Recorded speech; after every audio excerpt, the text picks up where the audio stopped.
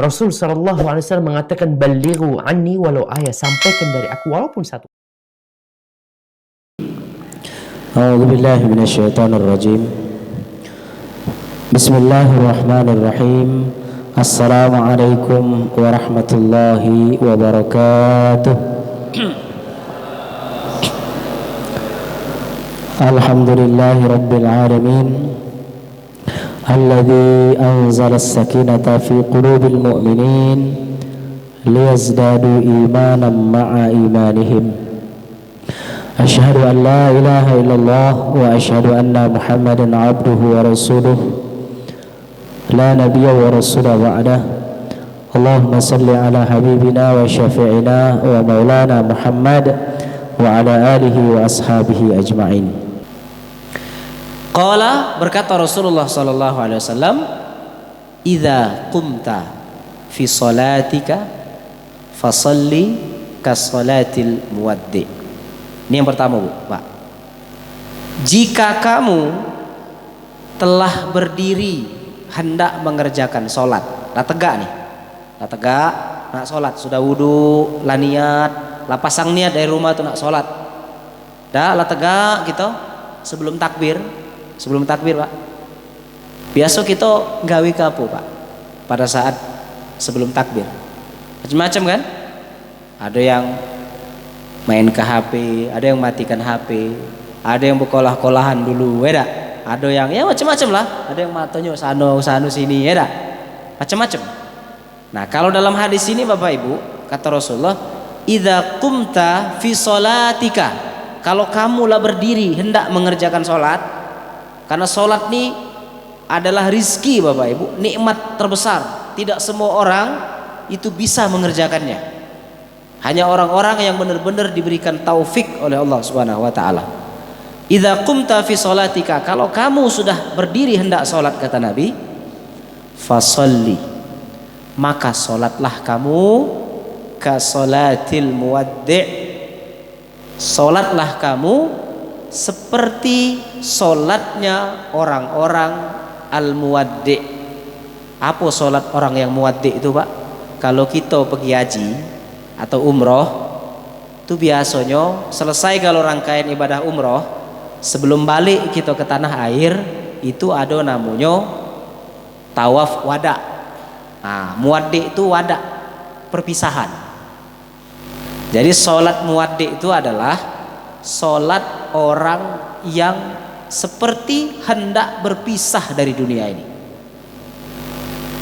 Jadi maksud Nabi itu Bapak Ibu, kalau kita nih benar-benar nak sholat, lah nak mulai sholat, maka sholatlah seperti sholat orang yang hendak meninggalkan dunia ini.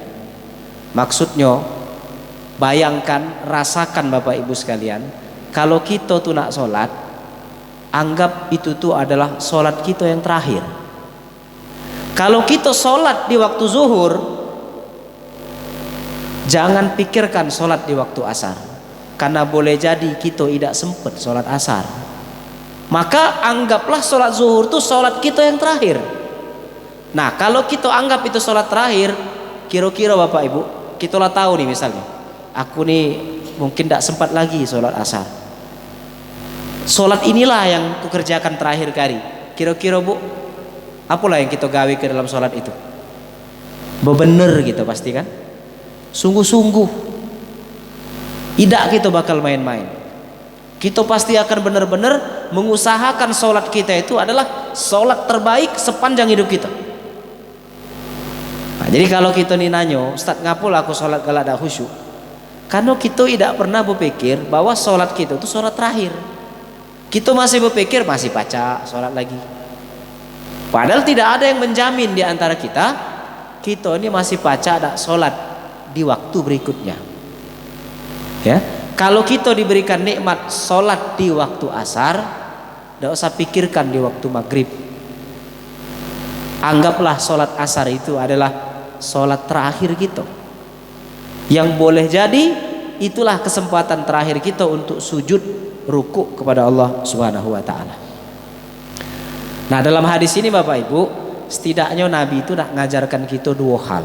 Yang pertama, peringatan untuk kita galau-galau. supaya kita nih jangan pernah meremehkan sholat. Jangan meremehkan sholat, dan hendaklah kita ini bersungguh-sungguh ketika mengerjakannya. Jangan pernah kita main-main, apalagi tidak serius atau hanya sekedar menganggapnya sebagai sebuah kewajiban saja, sehingga tidak membekas di hati kita.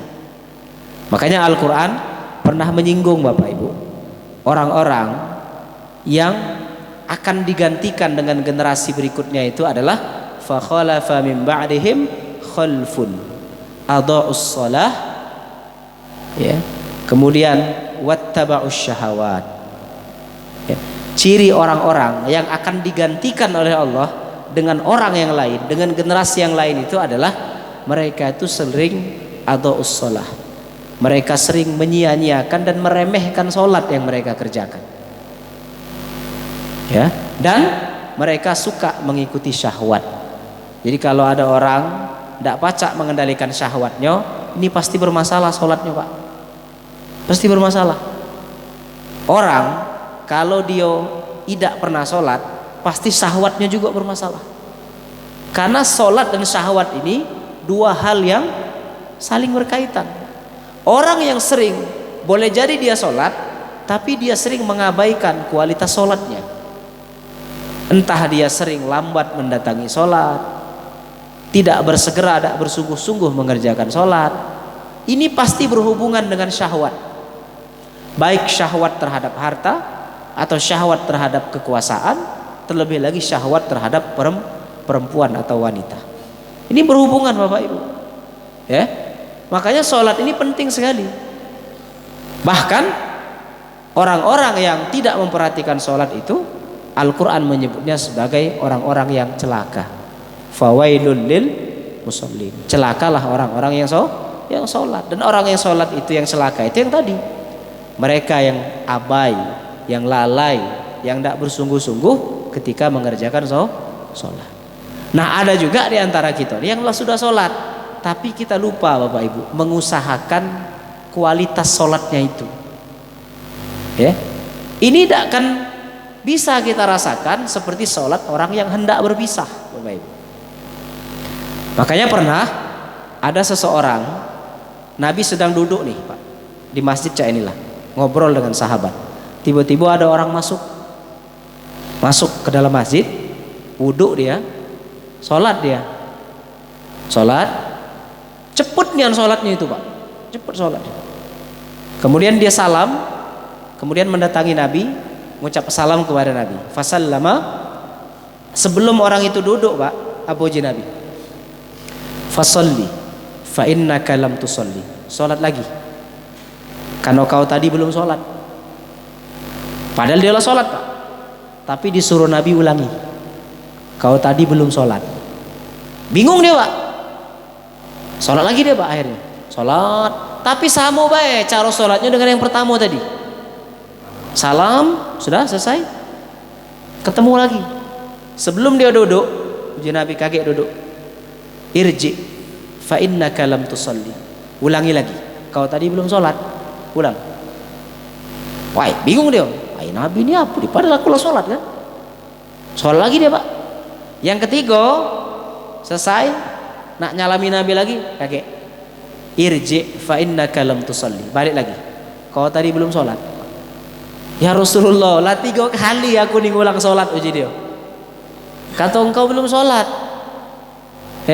Kalau orang lain mungkin Pak dia ngomongnya mano mato, beda. Tapi itu Rasulullah tidak berani kan? Lah 3 kali lah aku ulangi sholat ini nak. Apa uji Nabi? Idza shallaita, kalau kau sholat, ya dah, kabbir, bertakbirlah. Takbir, faqra ma tayassara minal Qur'an, kemudian baca Al-Qur'an. Maksudnya Al-Fatihah, ayat-ayat yang lain. Kemudian summarka, ruku, wat ma'ni. Kemudian tumakninahlah ruku itu. Tumakninah itu maksudnya tenang dulu, jangan cepet-cepet bangkit. Larang tadi tidak Pak, cepet dia, cak ayam matuk beras, taktuk. Habis ruku Iktidal kata Nabi. Sampai kamu tumakninah. Makanya Bapak Ibu, sami Allahu liman hamidah, kita disuruh tegak dulu. Jangan langsung Rabbana lakal hamdu. Sami apa? Subhana rabbiyal a'la wa subhana rabbiyal azim. Dah tegak. Ya, sami Allahu liman hamidah, tegak. Namanya iktidal. Iktidal itu artinya lurus dulu. Iktidal itu lurus, tegak, lurus. Baru Rabbana lakal hamdu. Boleh hamdan katsiran thayyiban mubarakan fih atau mil'us samawati wal seterusnya. Sudah. Tumakninah dulu. Tumakninah itu maknanya bukan kita tuh udah ingat apa-apa, bukan.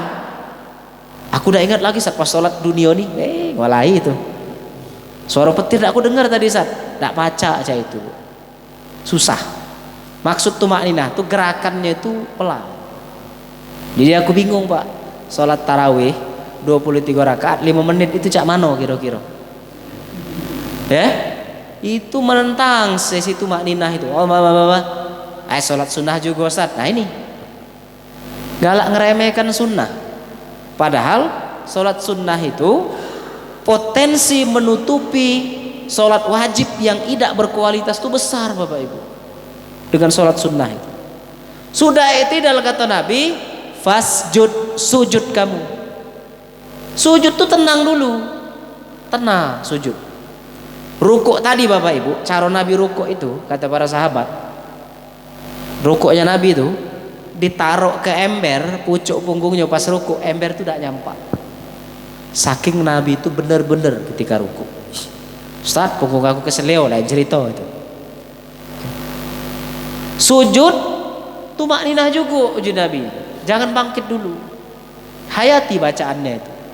Subhana rabbiyal a'la wa bihamdi. Subhana rabbiyal a'la wa bihamdi. Duduk. Rabbighfirli. Rabbighfirli itu Bapak Ibu, semua doa tercantum di situ. Masa gitu cepet-cepet? Rabbighfirli, ya Allah, ampuni aku. Warhamni, rahmati aku. Dan seterusnya. Ini doa luar biasa kan. Oh, jilanang tadi. Berarti itu iya Nabi. Kau tadi belum sholat. Nah, makanya ada ulama yang memahami hadis itu bahwa secara hukum sholatnya sah, tetapi secara pahala nilainya di hadapan Allah. Nah, bulan Ramadan ini momen terbaik bagi kita untuk memperbaiki kualitas sholat kita. Dengan cara yang pertama, anggap sholat kita itu yang kita gawe ke sholat apa baik adalah sholat terakhir kita Bapak Ibu. Yang boleh jadi kesempatan sholat itu tidak lagi dikasih Allah untuk sholat berikutnya. Jadi kalau hari ini kita sholat subuh, lagi siang ketemu zuhur, bersyukur kita. Pas sholat zuhur itu benar sholatnya. Anggap itu sholat perpisahan. Karena boleh jadi tidak sampai waktu asar atau bahkan tidak sampai waktu buko. Ini nasihat dari Nabi Pak untuk kita galo-galo. Idza qumta fi sholatika fasholli ka sholatil muwaddi. Kalau kamu hendak sholat, maka sholatlah kamu seperti sholatnya orang yang hendak berpisah dari dunia ini. Mudah-mudahan direfleksi untuk kita dalam memperbaiki kualitas dan kuantitas amaliyah kita, terutama di bulan yang mulia ini. Inilah sisa-sisa Bapak Ibu, suaranya habis ya. Demikian itu saja mungkin yang bisa kami sampaikan. Mohon maaf jika ada kesalahan. Kami tutup dengan subhanakallahumma rabbana wa bihamdika asyhadu an la ilaha illa anta astaghfiruka wa atubu ilaik. Assalamualaikum warahmatullahi wabarakatuh.